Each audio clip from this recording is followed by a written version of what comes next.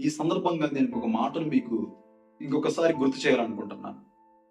ఏదైతే సహోదరి ప్రవీణ్ పగడాల అన్నగారి భార్య జెసికా పగడాల గారు మాట్లాడిన విషయంలో నుంచి ఒక మాటగా రీసెంట్ గా రిలీజ్ చేసిన వీడియోల నుంచి ఫోకస్ ఆన్ యువర్ మినిస్ట్రీస్ అన్న మాటను మేము మరొక పర్యాయం తెలియచేయాలనుకుంటున్నాను.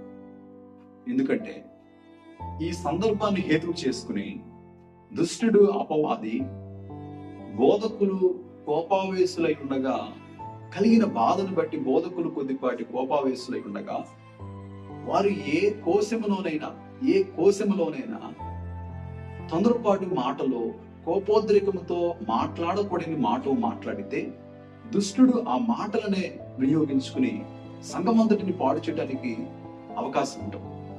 అందుచేత మనమందరం శాంతియుతంగా మౌనం వహిస్తూ న్యాయం కోసం తీర్పు కొరకు ఎదురు చూద్దాం.